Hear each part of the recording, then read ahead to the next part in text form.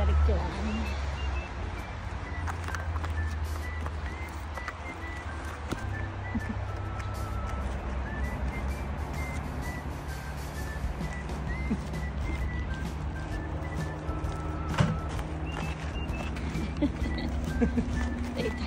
Nakalimutan mo.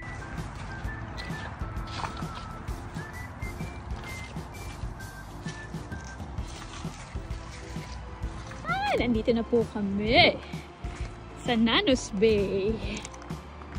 So yan, titignan po natin kung today makakakuha po tayo ng oyster. So hopefully may oyster pa kasi May pa naman. Last punta namin dito is September. Nakakuha kami konti na lang. So medyo early of the year pa naman yata. Tingnan natin. Balita.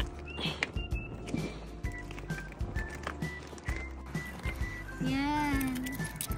So, tingnan nyo ba? Napakaraming talabad dito. Nagtatampot na lang.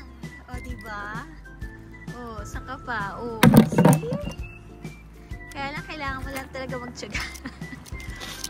Grabe, sobra. Napakarami.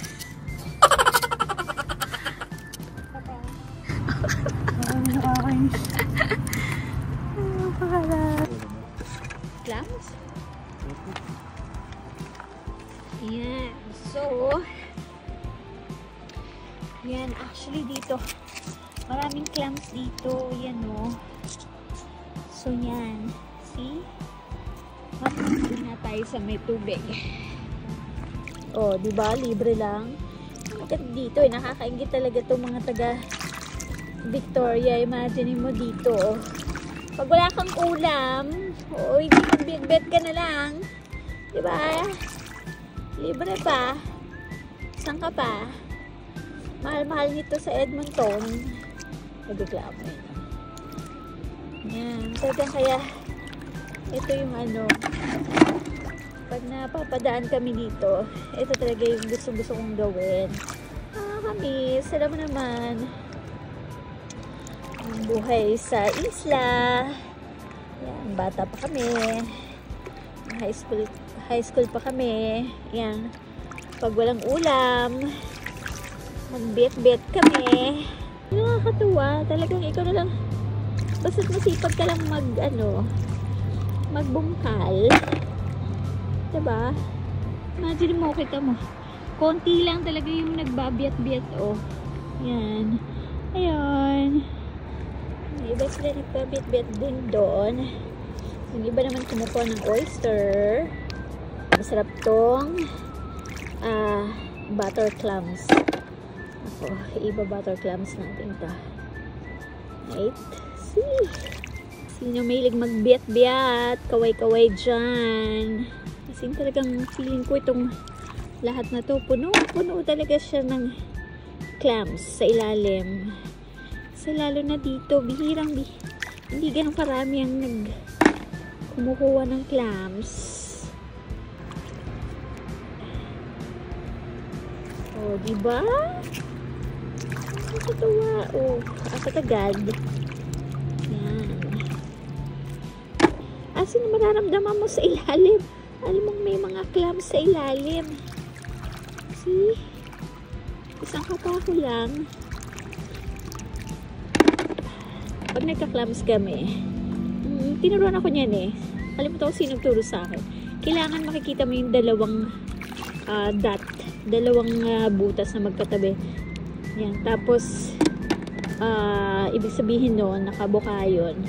So, yun. Nakayuko kami. Tapos, nakuha kami ng, yan, meron na siyang laman. Pero dito din na kailangan, kapain mo na lang ng kapain. Tignan mo, tapos, hilig namin yung pinapatunog siya. Paano nga ba yung nakalimutan ko? Pinapatunog namin yung mga biat-biat. Yan. Ng dalawang kamay.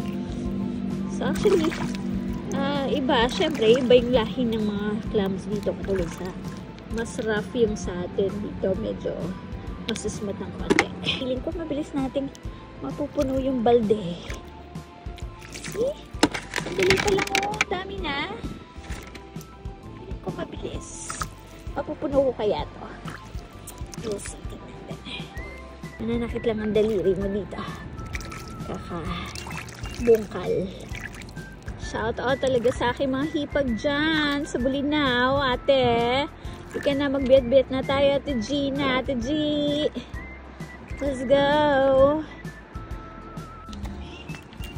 Dami-dami na rin. Pero uwi na kami kasi lulubog na yung araw. Ayaw naman naming madiliman.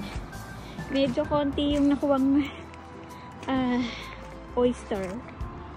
Yeah, medyo kala namin maraming talaba dito pero konti lang pala. So, bawi na lang tayo dito sa clams. Baka may napupulot pa yata.